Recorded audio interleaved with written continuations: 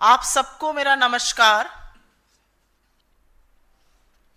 और अमेरिका में वारंट जारी होने के बाद अडानी जी का दुनिया में डंका बज रहा है।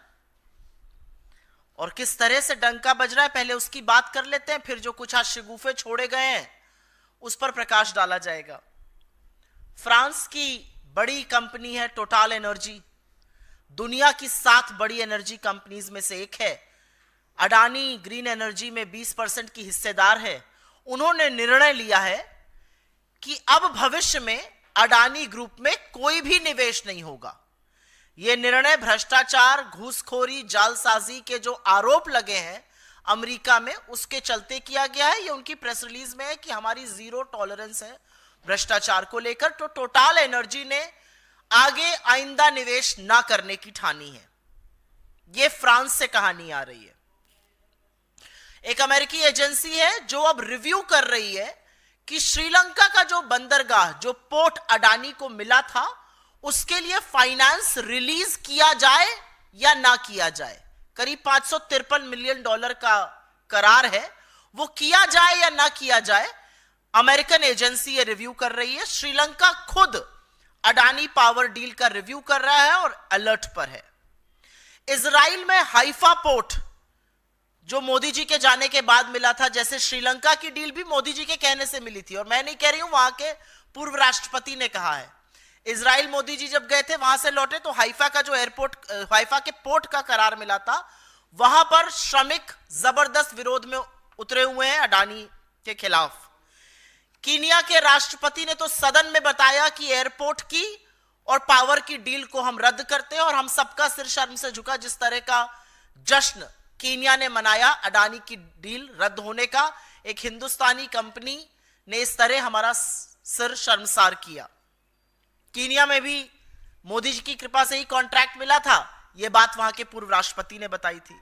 बांग्लादेश की कोर्ट ने अडानी पावर डील के जांच के आदेश दिए। ऑस्ट्रेलिया में पहले ही अडानी के खिलाफ जबरदस्त घोर विरोध और प्रदर्शन चल रहा है।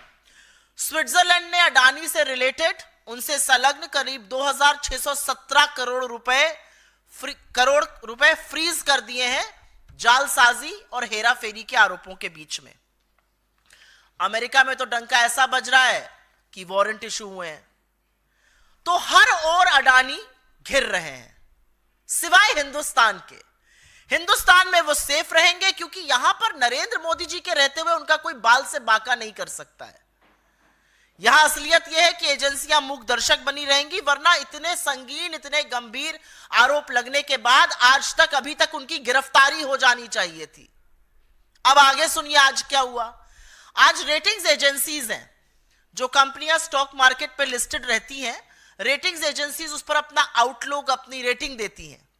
तो उन्होंने अडानी ग्रुप की तमाम कंपनियों को, मूडीज और फिच, 2 बड़ी रेटिंग्स एजेंसी हैं, उन्होंने अडानी की तमाम कंपनियों को डाउनग्रेड कर दिया, आउटलुक नेगेटिव कर दिया। और उन्होंने कहा कि जिस तरह के आरोप लगे हैं, आने वाले दिनों में अपग्रेड की तो कोई संभावना नहीं है, डाउनग्रेड जरूर हो सकता है। यह रेटिंग्स एजेंसी की बात है। तो इधर से उधर से हर तरह से शेयर प्राइस आप भले बचाते रहिए, लेकिन शेयर मार्केट के जो बड़ी रेटिंग्स एजेंसीज है वो आपको डाउनग्रेड करके आपके ऊपर नेगेटिव आउटलुक बोल रही है। तो आज सुबह सुबह बौखलाए अडानी के तंत्र ने एक शगुफा छोड़ा। और ये कुछ नहीं है, ये गंभीर आरोपों के बीच बचने का प्रयास है, उनकी बौखलाहट है। लेकिन यह जरूर लगता है कि जब शगुफा छोड़ा जा रहा था तो शगुफा छोड़ने वाले ने शायद आरोप पढ़े नहीं है, क्योंकि फटाक से वकालत का जामा पहनकर इस देश के प्रमुख वकीलों में से एक बचाव में उतरे। और उन्होंने यह भी कहा, मैं बचाव नहीं कर रहा हूं, मैं सिर्फ यह बता रहा हूं कि डिपार्टमेंट ऑफ जस्टिस का काउंट 1 से काउंट 5 में अडानी का नाम नहीं है। वो बड़ी चतुराई से यह बताना भूल गए कि foreign corruption practice act America का जो है, जो हमारा हिंदुस्तान में प्रिवेंशन ऑफ करप्शन एक्ट है, foreign corrupt practices act America का उन्हीं के नागरिक पर लागू होता है, वो विदेशी नागरिक पर लागू नहीं हो सकता है। गौतम अडानी, उनके भतीजे विदेशी नागरिक है, वो भारतीय मूल के हैं। तो उन पर अमेरिका एफसीपीए के तहत आरोप लागू नहीं कर सकती है। लेकिन तमाम इनक्रिमिनेटिंग एविडेंस अमेरिका ने अपने ऑर्डर में दी है, जिसका अभी मैं आपको उल्लेख करूंगी। और काउंट 1 और काउंट 5 जो बड़ी चतुराई से, जैसे वकील लोग काफी अक्सर करते हैं, घुमाकर जलेबी बनाकर बोला गया, लेकिन यह बात छुपाई गई कि एफसीपीए उनका नाम दे ही नहीं सकता है, क्योंकि वो अमेरिकी नागरिक नहीं है। लेकिन उसी एफसीपीए ने अजोर पावर, जो अडानी की पार्टनर कंपनी है, जिसने अडानी के साथ यहां पर कॉन्ट्रैक्ट एसईसीआई से किया, जिसने पावर परचेजिंग अग्रीमेंट्स का खरीद फरोख्त किया, जिसके ऊपर आरोप है, उसके ऊपर भी आरोप है रिश्वत लेने का। और तमाम इनक्रिमिनेटिंग एविडेंस है कि क्या क्या किया गया। और अब मैं आपको बता देती हूं ऑर्डर का पैरा 47, जो साफ तौर पे कहता है गौतम अडानी, सागर अडानी और अन्य लोगों ने भारत में रिश्वत देने, रिश्वत की पेशकश करने, रिश्वत का वादा करने की एक योजना तैयार की और इस घूस के बदले सरकारों से बिजली कंपनियों को केंद्रीय PSU solar energy corporation of India के साथ बिजली करार साइन करने के लिए बाध्य किया जाएगा। यह ऑर्डर से कोट कर रही हूं मैं, पैरा नंबर 47। तो जो आज शगुफा सवेरे छोड़ा गया था नाम नहीं है, वो लोग चतुराई नहीं पाप कर रहे झूठ बोलकर। इसी ऑर्डर में यह भी कहा गया, और यह पैरा नंबर 49 से मैं पढ़ रही हूं, कि अडानी और उनके लोगों ने राज्य की बिजली वितरण कंपनियों द्वारा पीएसएस को लागू करने के लिए, पावर सप्लाई अग्रीमेंट्स को लागू करने के लिए भारत सरकार के अधिकारियों को करीब करीब 2300 करोड़ की घूस दी, घूस देने की पेशकश की और घूस देने का वादा किया।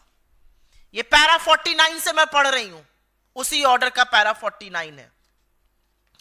अब आगे पैरा 70 पढ़ लेते हैं, क्योंकि बीजेपी का यह दलील है कि इसमें हमारी तो कोई राज्य था नहीं। अरे जम्मू कश्मीर में आपकी सियासत चल रही थी, और यह सच है कि उड़ीसा और आंध्र प्रदेश दोनों जगह संकट मोचक बने नवीन बाबू और जगन रेड्डी आप ही के मोहरे थे, हर बार आप ही के बचाव में खड़े रहते थे, आपके बार बार सपोर्ट करते थे। और हमारे पूर्व मुख्यमंत्री ने और हमारे घटक दल के मुख्यमंत्री ने तो खुल के कह दिया, जांच कर लीजिए, ये प्रीवियस गवर्नमेंट्स का किया हुआ है। तो बीजेपी जब ये कहती है तो उसका एक और जवाब है, और यह जवाब पैरा 70 में है, जिसमें कहा गया है कि सबसे उच्चतम स्तर पर भ्रष्टाचार का आरोप लगाया गया है, और कहा गया है कि सागर अडानी और विनीत जैन ने SECI solar energy corporation of India की 2.3 गीगावाट पावर परचेजिंग अग्रीमेंट को आवंटित करने की जो प्रक्रिया थी, उसको पर भी गुपचुप तरीके से प्रभाव किया। Solar energy corporation of India Bharat सरकार की एक पीएसयू है, भारत सरकार की एक कंपनी है, और न्यू और रिन्यूएबल एनर्जी के तहत आती है। और न्यू और रिन्यूएबल एनर्जी के मंत्री पीयूष गोयल, आरके सिंह और प्रहलाद जोशी रह चुके हैं। तो ये जो बददिमाग प्रवक्ता और आधा पढ़ के आए लोग दलीलें देते हैं, दलील देनी चाहिए पीयूष गोयल को, दलील देनी चाहिए प्रहलाद जोशी को, और दलील देनी चाहिए आरके सिंह को, क्योंकि भारत के एक पीएसयू का नाम रिश्वतखोरी के मामले में, यह केंद्र सरकार के अंतर्गत एक पीएसयू का नाम रिश्वतखोरी के मामले में डिपार्टमेंट ऑफ जस्टिस की ग्रैंड जूरी के दस्तावेज में है। यहां पर मैं एक बात और भी बताना चाहती हूं, एक बेवकूफी की दलील और दी जाती है। अरे अमेरिका में आरोप लगे, आप क्यों परेशान हैं? अमेरिका में लगे आरोपों पर इसी मोदी सरकार के कार्यकाल के दौरान सीबीआई ने 2 मामलों की जांच की है। 2016 में ब्राजीलियन कंपनी एम्ब्रेयर के ऊपर एफसीपीए, फॉरेन करप्शन प्रिवेंट का जो एक्ट थी अमेरिका की, वो लगी थी, और उसी के आधार पर नरेंद्र मोदी के कार्यकाल में सीबीआई ने एम्ब्रेयर के खिलाफ जांच की। लुइस बर्जर केस, जिसका नाम सुनकर हेमंत बिस्व शर्मा के हाथ पैर फूल जाते हैं। लुइस बर्जर केस, अमेरिका की एक अदालत में घूस देने का मामला सामने आया, उस आरोप के आधार पर सीबीआई ने हिंदुस्तान में जांच की है। और आपकी समझ और बताने के लिए बताना जरूरी है कि हिंदुस्तान की सेबी और अमेरिका की सिक्योरिटीज एक्सचेंज कमीशन के बीच एक बायलैटरल एग्रीमेंट है। और अगर एसईसी की जांच में इतने गंभीर आरोप सामने आए हैं तो यह सेबी की जिम्मेदारी है, दे आर अंडर ऑब्लिगेशन कि वो जांच करें। तो यह दलील बिल्कुल नहीं चलेगी कि वहां आरोप लगाए, हम क्यों जांच करेंगे, क्योंकि आपने बाकी केसेस में की है, क्योंकि आपने लुइस बर्जर केस में और एम्ब्रियर के केस में जांच की है। पर क्योंकि अडानी का नाम सामने आ गया है तो आपको सांप सूंघ गया है। हमारी एजेंसियां हाथ पर हाथ धर के मूक दर्शक बन गई हैं। किसी और पर भी आरोप होता तो आपको क्या लगता है, ED, CBI, income tax, SEBI ऐसे ही मूक दर्शक बने रहते? इनके हाथ पैर सिर्फ इसीलिए फूले हैं क्योंकि अडानी का नाम आया है। और एक बात तो सच है, यहां पर वो क्यों सेफ है और कैसे सेफ है, यहां पर उनसे कोई एजेंसी सवाल नहीं पूछ रही है। सदन में उनका नाम ले लो, चर्चा तो बड़ी दूर की बात है, नाम ले लो तो सदन स्थगित हुआ जा रहा है। सभापति चीख चीख कर कह रहे हैं कुछ चीज रिकॉर्ड पर नहीं जाएगी, उनके लिए नियम कानून बदले जा रहे हैं, उनके लिए पूरी सरकार, सारे मंत्री, सारे सांसद उनकी पैरवी करते घूम रहे हैं, पूरी की पूरी भारतीय जनता पार्टी उनके बचाव में उतरी हुई है। तो यह सब क्यों हो रहा है? क्योंकि राजा की जान एक तोते में है और उस तोते का नाम अडानी है, इसके अलावा और कोई कारण नहीं है। इस मंच से हम मांग करते हैं कि लाखों करोड़ों की हेराफेरी, जालसाजी और रिश्वत के आरोपों से घिरे गौतम अडानी की जो विश्व जांच कर रहा है, विश्व की तमाम देश जांच कर रहे हैं, तमाम एजेंसियां जांच कर रही हैं, हिंदुस्तान में निष्पक्ष जांच हो। इतने संगीन आरोपों के बीच इस मंच से हमारी मांग है उनकी गिरफ्तारी हो। हमारी मांग है कि संसद में गौतम अडानी के खिलाफ लगे आरोपों पर विस्तृत चर्चा हो और हमारी मांग है कि सत्तारूढ़ दल के सांसद, सरकार के मंत्री, सत्तारूढ़ दल बेशर्मी त्याग कर अडानी का बचाव करना बंद कर दे। एक व्यक्ति जिसके चलते हिंदुस्तान के rule of law and order पे, हिंदुस्तान के कॉर्पोरेट उद्योग जगत पे, हिंदुस्तान के मार्केट पे, मार्केट की क्रेडिबिलिटी पर, हमारे इंस्टीट्यूशंस पर, हर चीज पर, हमारी कॉर्पोरेट गवर्नेंस पर धब्बे लग रहे हैं, दाग लग रहे हैं, उनका बचाव बीजेपी और उसका तंत्र बिल्कुल बंद कर दे। I will very briefly make a statement in English, and as you know,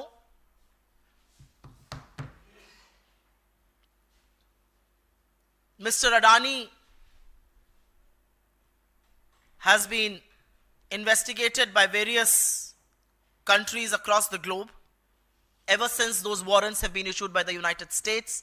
Total Energy of France has decided that it will not make any fresh investments in the Adani Group. Remember, Total Energy is one of the top 7 energy companies in the world. It has a 20% stake in Adani Green.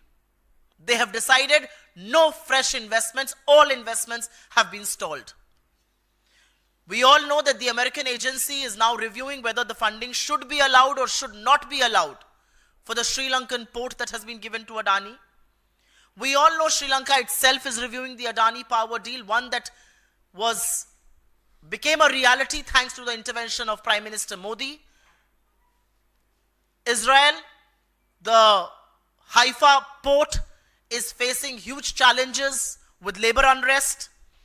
The Kenyan government has already cancelled a port, an airport and a power deal. Bangladesh court has ordered a probe into the Adani power deal. Australia has seen rampant charges of corruption and rampant protests all across Australia against Mr. Adani. Switzerland has frozen about 2,617 crore rupees connected to Adani on charges of misdeeds. America, of course, has issued the warrant. But in India, Mr. Adani continues to be safe. No questions are going to be asked to him. Not a single agency is going to act. And the government is going to look the other way and will do all it can to protect Mr. Adani. The reality is that ratings agencies like Moody's and Fitch have downgraded Adani stocks and have kept their downgrade outlook to negative. They have also said it's unlikely the outlook will be revised to positive. It is very likely that they will be downgraded further. So this morning, the entire ecosystem of Gautam Adani and his company got together and issued certain statements. And it's important to remind what those statements are. A very senior lawyer in this country, who of course first gave the caveat, I'm not here to defend Mr. Adani, defended him with all the authority bestowed on him. He told reporters present there that count 1 and count 5 of the Department of Justice order does not name Mr. Adani. And that's the beauty of how lawyers sometimes skip the naked truth. The naked truth is that the Foreign Corrupt Practices Act mentioned in count 1 and count 5 can only be applied to American citizens. And because Gautam Adani is not an American citizen, his name doesn't feature there, but the reality is incriminating evidence and various mentions of Adani all through the order feature, and I will just talk about that in a bit. Azure Power, Adani's partner in America, has been named in count 1 and count 5. The reality also is that the documents of the grand jury of the Department of Justice very categorically state, and I will quote here, in para 47, it clearly says that Gautam Adani, Sagar Adani and others devised a scheme to offer, authorize, make and promise to make bribe payments to Indian government officials in exchange for causing state electricity distribution companies to enter into PSAs with the Solar Energy Corporation of India. Para 49, this is para 47 I quoted. Para 49 goes on to say that they offered and promised to Indian government officials approximately 2,029 crore rupees in bribe for exchange of causing the state electricity distribution companies to execute the power supply agreements. It doesn't just end there. Para 70 goes on to name the Indian government PSU, the public sector undertaking right under the nose of the central government, the Solar Energy Corporation of India, which comes under the aegis of the new and renewable energy ministry. And it says that SECI was influenced to change its process of allocating 2.3 gigawatts of PPAs to India's energy companies. Those are the charges. Very, very strict charges against a government PSU, and the reality is that not one person who has held that ministry, Piyush Goyal, R.K. Singh, Prahlad Joshi, not one person comes to the fore and makes any case for it. An Indian PSU being named in the order.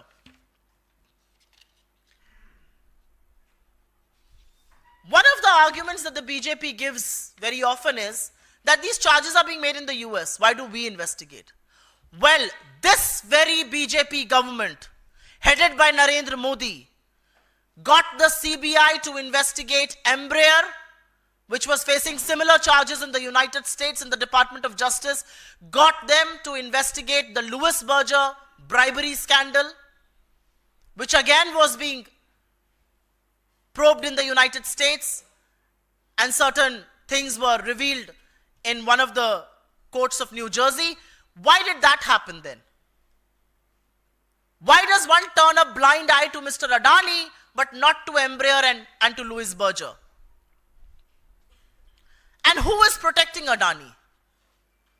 And why is he being protected? The reality is that ED, CBI, SEBI, and SEBI is actually under clause. SEBI has a bilateral agreement with the Security and Exchange Commission of the United States. It should ideally be probing and being launching a proactive investigation of its own. But SEBI, ED, CBI, Income Tax, Department of Revenue Intelligence, who is stalling a probe against Gautam Adani? The entire government machinery, the BJP is all out to support Mr. Adani. You mentioned the word Adani. Forget about a detailed discussion on him under Rule 267. You mentioned the word Adani, and the government is too willing to adjourn both houses of parliament. Why is that so? Why is that being done? The reality is that from this platform, we ask for 4 things. Mr. Gautam Adani is saddled with charges of corruption, bribery, and misdoings. Anybody else who would have faced those charges would have been probed by the agencies and arrested. Gautam Adani needs to be taken into custody immediately. There needs to be a detailed discussion on the charges he's facing in India's parliament, in the seat of policy making. Agencies, the ED, CBI, SEBI, need to launch an objective, fair probe against Mr. Adani for the charges he's facing, not just in the United States, but various countries across the globe. And last but not the least, the BJP, its ecosystem, and government officials, government ministers, MPs should stop defending a man who's tainted and who's only bringing to India disrepute, who's only bringing to India charges of corporate misgovernance, who's only bringing to India loss of credibility, erosion of credibility as far as our stock markets, as far as our rule of law is concerned. Why are you defending a tainted man is the question we asked from this stage. आपके सवालों का स्वागत है. सवाल अगर इस पर रहें तो मैं अनुग्रहित रहूंगी.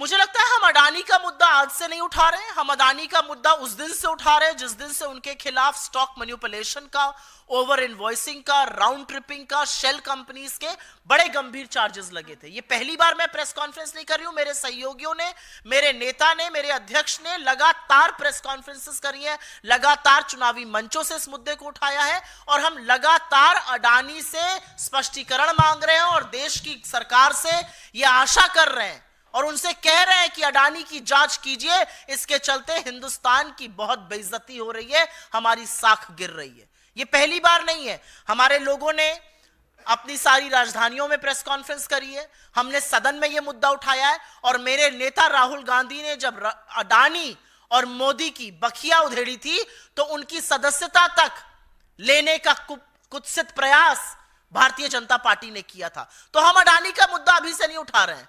हम किसी से डरते नहीं हैं. हमें लगता है कि भारतीय उद्योग जगत में बड़े बड़े उद्योगपति हुए हैं जिन्होंने इस देश का नाम रोशन किया है, जिन्होंने विश्व में भारत का डंका बजाया है. लेकिन यहां तो डंका एक के बाद एक डील कैंसिल होने का, भ्रष्टाचार के आरोप का, रिश्वतखोरी का, जालसाजी का, हेराफेरी का बज रहा है. तो मुझे नहीं लगता कि हम इसमें चुपचाप बैठेंगे. भारत के सदन, भारत के संसद में अडानी के खिलाफ लगे आरोपों पर गंभीर और विस्तृत चर्चा होनी चाहिए. जितना सरकार उस चर्चा से भागेगी उतना यह क्लियर होता जा रहा है कि सरकार अडानी के बचाव में पूरी तरह से संलग्न है. सरकार और नरेंद्र मोदी इस भ्रष्टाचार के उतने ही दोषी हैं जितने खुद Gautam Adani. Ma'am, do you believe it will lead to a parliament washout? This session could be a washout since both the opposition and the ruling party are locking horns regarding this issue.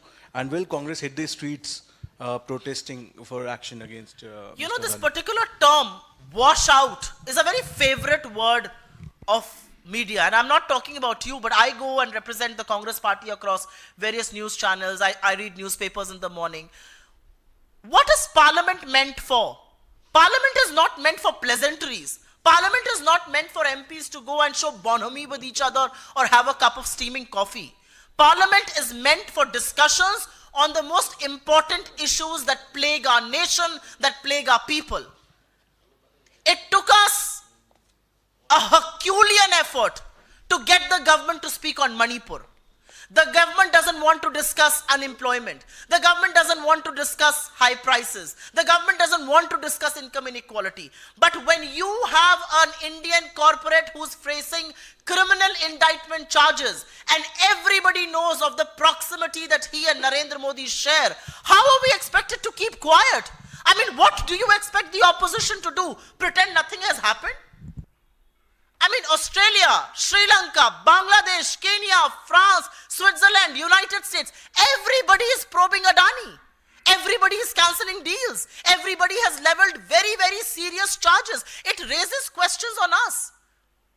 Is anybody in the government willing to come out and tell you that for the last 12 quarters, FDI has been falling? Why is it falling? You know, this whole tom-tom, FDI, RI, why is FDI falling?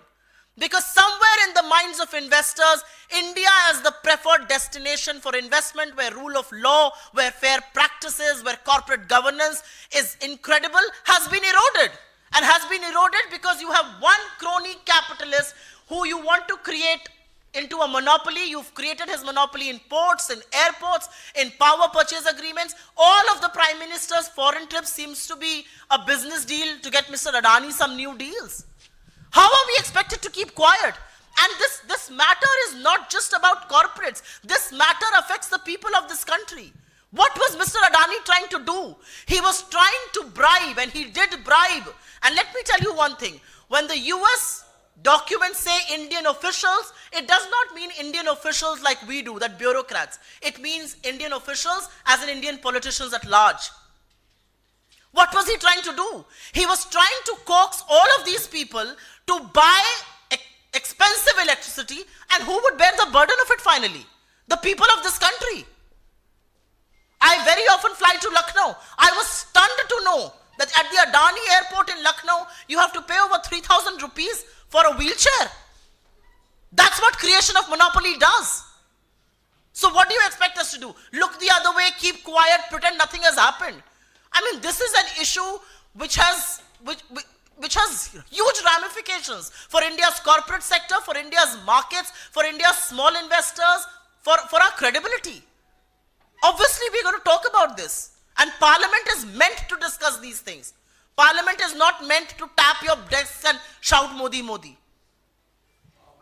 मैं इसको हिंदी में भी बोलना चाह रही हूँ.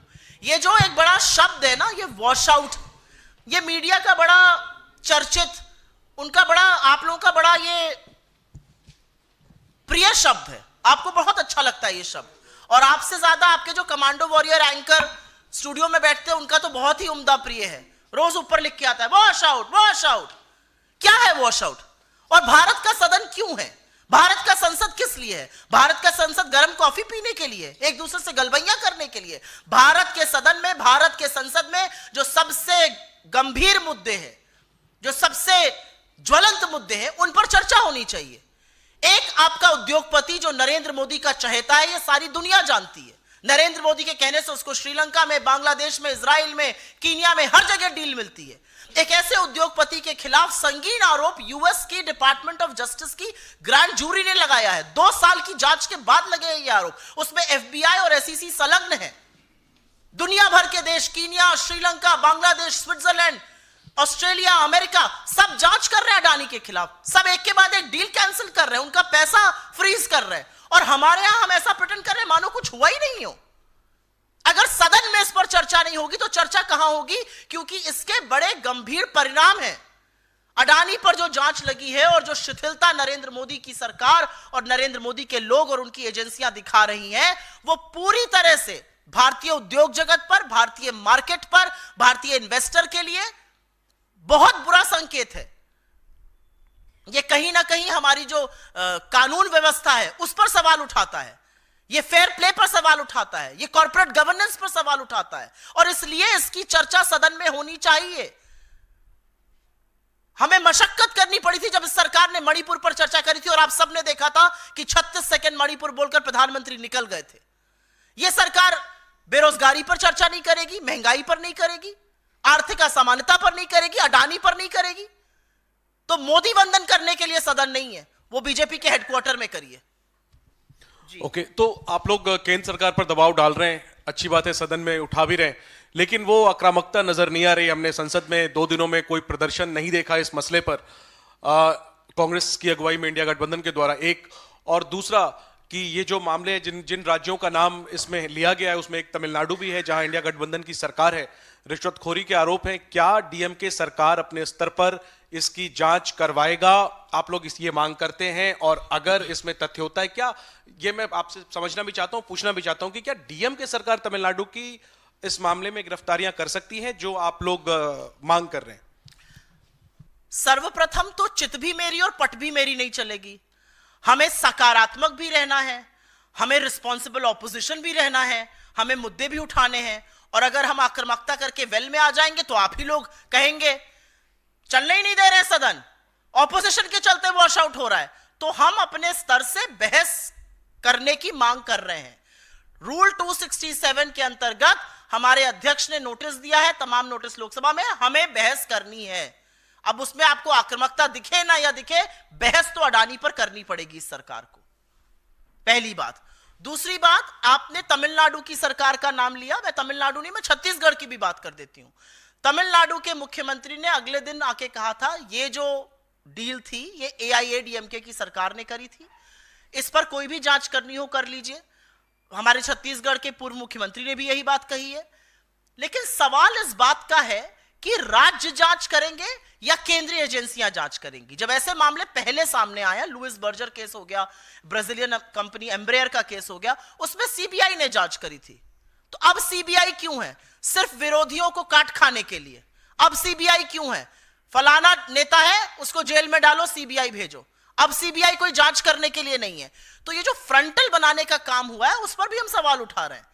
और आपकी बात बिल्कुल वाजिब है। हमारे नेताओं ने तो एक डोनेशन दिया था अडानी ने 100 करोड़ का, और वो स्किल डेवलपमेंट यूनिवर्सिटी बनाने के लिए दिया था। हमने वो उनके मुंह पर दे मारा, हमें नहीं चाहिए भैया, इतने भ्रष्टाचार से घिरे आरोप से हमें पैसा भी नहीं चाहिए, हम तो उस तरह के लोग हैं।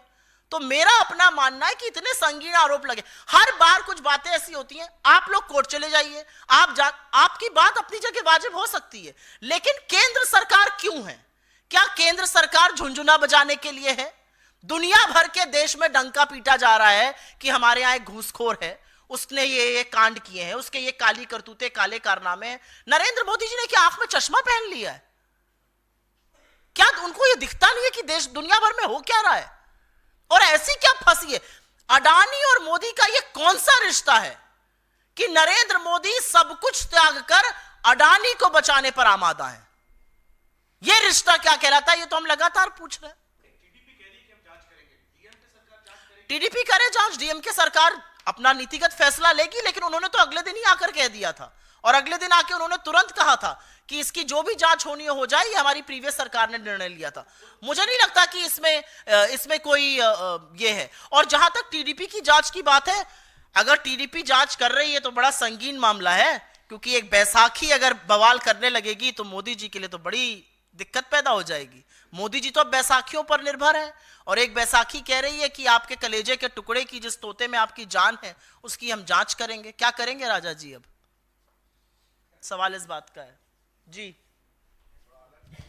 जी मैम, बांग्लादेश को लेकर के जिस तरह के वहाँ हालात हैं और उनको जमानत नहीं मिल रही है पुजारी को इस्कॉन मंदिर के, और हिंदुओं को ऊपर जिस तरह से वहाँ अत्याचार हो रहा है, उसको लेकर कांग्रेस पार्टी ने बयान जारी किया है, लिखित बयान, तो उसको मीडिया बाइट के लिए तौर पर क्या कहेंगे? मैं सिर्फ सबसे पहले तो ये कहना चाहती हूं कि जो बांग्लादेश में हो रहा है, जिस तरह से उनका अरेस्ट हुआ, जिस तरह से रिलीजियस माइनॉरिटीज हिंदुओं के साथ वहां पर गलत चीजें हो रही हैं, हम उसकी भर्त्सना करते हैं, और हम नरेंद्र मोदी की सरकार से यह अपेक्षा करते हैं कि आप तुरंत मजबूत कदम उठाइए, अपने स्तर पर सरकार टू सरकार बात कीजिए, जिससे लोग प्रताड़ित होने बंद हों। बांग्लादेश से हमारी सरकार ने शांति बहाल करने के लिए, बांग्लादेश से लोग प्रताड़ित ना हो, लोगों को टारगेट ना किया जाए, उसके लिए अभी तक क्या कदम उठाए हैं? हम चिंतित हैं वहां की सिचुएशन देखकर, और हम पूरी तरह से उसकी भर्त्सना करते हैं, और हम इस सरकार से अपील करते हैं कि गवर्नमेंट टू गवर्नमेंट आप इस पर बात करिए और इसका कोई समाधान खोजिए। और उनको मैं इंदिरा जी की याद जरूर दिलाना चाहती हूं। जिस इंदिरा जी को आप पानी पी पी के कोसते होंगे, इंदिरा जी का ध्यान कीजिएगा। जब हमारे पड़ोसी देश गलत करने लगे तो दुनिया की आंख में आंख डालकर पाकिस्तान के 2 टुकड़े करके विश्व का भूगोल बदला और बांग्लादेश को जन्म दिया। आप वो सब तो नहीं कर पाइएगा, आप तो चीन का नाम ही नहीं ले पाते हैं, लेकिन हमारे जो लोग वहां फंसे हुए हैं या वहां पर जो रिलीजियस माइनॉरिटीज हैं या हिंदुओं के खिलाफ अगर कुछ हो रहा है तो वहां पर जरूर कदम उठाइए। एक और सवाल है, बीजेपी ने कहा है कि ऑस्ट्रेलिया की संसद ने कानून पास किया है कि जो नाबालिग बच्चे हैं वो सोशल मीडिया पे जो खराब कंटेंट है वो ना देखें, और हमारी हिंदुस्तान की संसद में जब अश्विनी वैष्णव इस बारे में कड़ी बात कर रहे थे कि हमको भी कानून बनाना चाहिए, उस समय विपक्षी सांसद हंगामा कर रहे थे, तो हमारे जो विपक्षी सांसद है वो इसको लेकर गंभीर नहीं। आपने अश्विनी वैष्णव जी का सोशल मीडिया के मद्देनजर नाम लिया। अभी 2 दिन पहले उन्होंने एक CPR करती हुई फर्जी वीडियो डाला था। उनको रील बनाने का बड़ा शौक है, इस उम्र में लगा है तो लत और भी बुरी है। तो रील बनाते बनाते उन्होंने एक रील डाली जिसमें एक व्यक्ति एक पूरी चेतना में एक आदमी का CPR कर रहा था, जिस पर डॉक्टर्स ने बहुत आपत्ति करी और अब उन्होंने अपनी वो रील डिलीट करी है। अश्विनी वैष्णव वो व्यक्ति हैं, जब लोगों की मौत हो जाती है रेलवे एक्सीडेंट में तो वो रील बनाने में मशगूल रहते हैं। तो अश्विनी वैष्णव किस मुंह से सोशल मीडिया की बात करेंगे? और सोशल मीडिया को सेफ बनाना हम सबकी जिम्मेदारी है। उस सेफ बनाने में, सोशल मीडिया को ऑब्जेक्टिव बनाने में, सोशल मीडिया से नफरत ना फैले, सबसे पहला कदम भारतीय जनता पार्टी को अपनी IT सेल बंद करके उठाना चाहिए। जिस तरह की नफरती, जिस तरह की भद्दी, जिस तरह की गंदी घिनौनी सेक्सुअल कमेंट्स उनकी IT सेल के लोग, उनके समर्थक जिनको नरेंद्र मोदी फॉलो करते हैं वैसा कोई नहीं करता है। जिस तरह के वीडियो झारखंड में एक समुदाय के खिलाफ बीजेपी के ऑफिशियल हैंडल से डले, हाथ जोड़ के इस देश से माफी मांगनी चाहिए। सोच लीजिए इतना खराब था वो कि इलेक्शन कमीशन तक को वो डिलीट करने के आदेश देने पड़े। इनके लोग खुलेआम महिलाओं के खिलाफ सेक्सुअल अब्यूज की बात करते हैं। इनके लोग लगातार गाली गलौज और गंदी घिनौनी बातें करते हैं। तथ्यों से, आंकड़ों से कोई लेना देना नहीं है। अगर सुरक्षित बनाना है तो बीजेपी की IT सेल को तुरंत बंद करना होगा। My self Singh Sangeeta from 10 news. Ma'am, आज के तारीख में अगर देखने जाए तो अदानी ग्रुप के शेयर्स एक बार वापस से बढ़ रहे हैं, तो इस पर आप क्या कहना चाहेंगे? आप शेयर मार्केट में इन्वेस्टेड हैं? जी। शेयर मार्केट में उतार और चढ़ाव डोमेस्टिक छोटे निवेशक के लिए बड़ी अलग तरीके से होता है, और जो बड़े बड़े कॉर्पोरेट होते हैं उनके लिए बहुत अलग तरीके से होता है। मैं शेयर मार्केट पे सवाल नहीं उठाना चाहती हूं, लेकिन डूबते हुए और लोअर सर्किट, अगर आप समझती हैं लोअर सर्किट हिट ना हो तो शेयर को कैसे बचाया जाता है, इसके बड़े हथकंडे होते हैं। उसको बचाने में LIC और IL&FS और हर तरह की सरकारी एजेंसी जुट जाती है और शेयर खरीदना शुरू करती है। कई बार प्रमोटर्स शेयर खरीदते हैं जिससे कि शेयर का लेवल संभला रहे। तो share movement is not a function of the fact कि अडानी ग्रुप पर क्या आरोप लगे हैं। मूडीज और फिच ने अडानी को डाउनग्रेड किया है, यह बड़ी बात है। आउटलुक नेगेटिव देकर यह कहा है आगे और डाउनग्रेड होगा, अपग्रेड के तो सोचिए भी मत, यह बड़ी बात है। बड़े बड़े जो कॉर्पोरेट्स होते हैं उनको शेयर संभालने का तरीका थोड़ा अलग होता है, वो ऑफ द रिकॉर्ड आपसे चर्चा कर लूंगी। धन्यवाद बहुत बहुत आप सबका।